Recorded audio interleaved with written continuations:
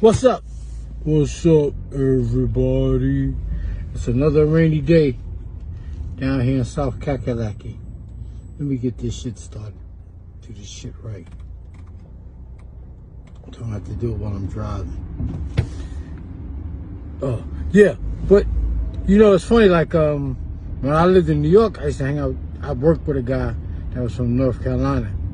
And he used to tell me people from South Carolina is different than those from North Carolina. But it seems the same to me. But that's like people from Harlem saying people from Brooklyn are different. And people from Queens is different. It's all the same to me. I mean, now it is. But I remember like when we first came from Germany and we lived in Jersey, everybody in Jersey seemed like they was from New York. Especially Brooklyn. They had like a Brooklyn style to them in Jersey. I was in Patterson, New Jersey. But, I mean,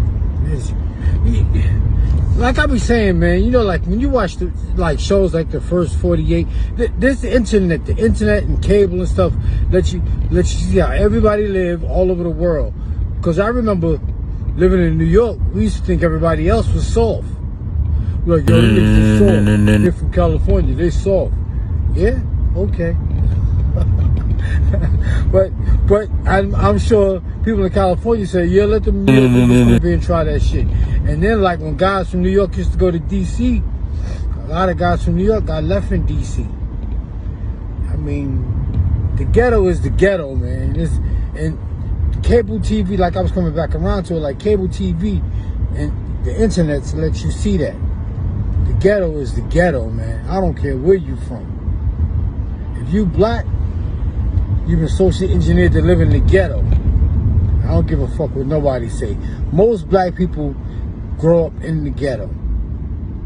There's some, like the guy I grew up with from North Carolina, he didn't grow up in the ghetto. His family owned land. You know, hundreds and hundreds of acres of land. So, they didn't grow up with that mentality. He's a very, very, very nice guy too, from North Carolina. Humble as hell. Back to what I was saying, you know, if you've been to the ghetto in South Carolina, you've been to the ghetto in New York. You've been to the ghetto in New York, you've been to the ghetto in LA. It's all the same, man. It's all the same. And it's all, you know, that's why like black comedians could tell jokes about black people in every other state they go to. In every other state, those black people can relate to the jokes that the comedians be telling. Because most black people grew up in poverty in America. And then people, you know, like those that didn't grow up in poverty try to make it look like it's your fault you grew up in poverty. And to a certain extent it is, because your parents knew your parents knew you were poor, but they were probably religious and they had a sexual urge. Humans are going to have sex. You see them you see people in other countries hungry as hell, but they still having sex. You know, you don't think about the baby until later on. And it's a woman's maternal instinct to want to have that baby. You know, having an abortion don't enter her mind. And how the baby is going to survive doesn't enter her mind. She say, the Lord is going to make a way. She be saying, God is going to make a way. Okay. But sex is a primal instinct. Humans are going to have sex. I don't care how hungry we are. We're going to have sex on an empty stomach. Because it's a primal instinct. It's just like wanting to drink water or eat food.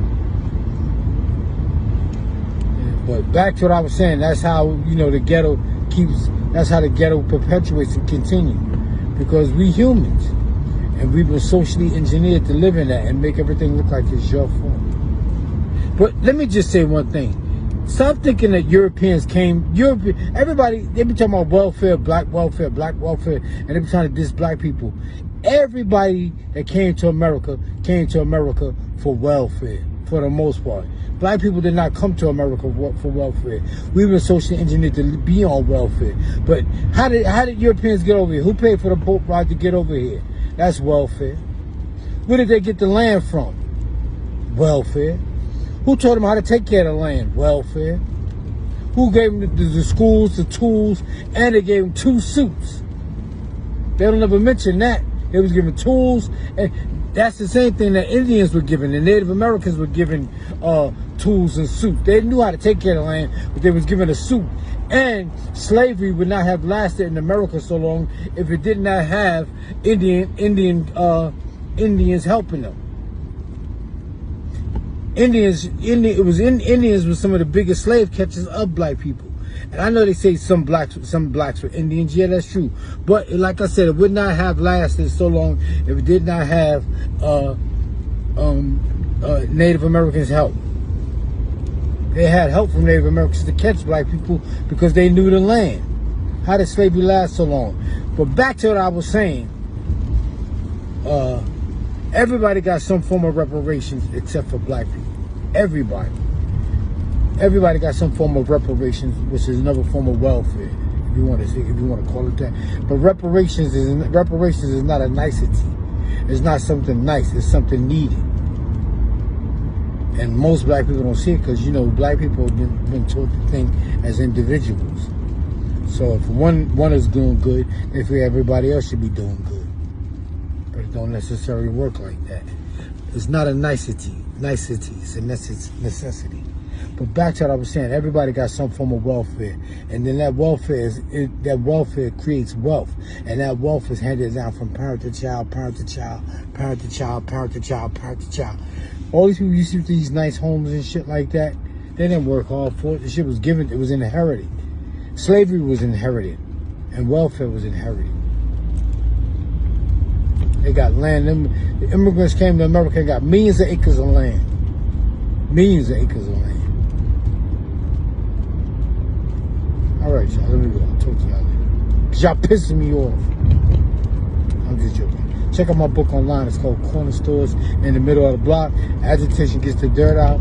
Don't beat your children or they'll turn out like me. I got a novel called Pretty Ugly, a Harlem Situation.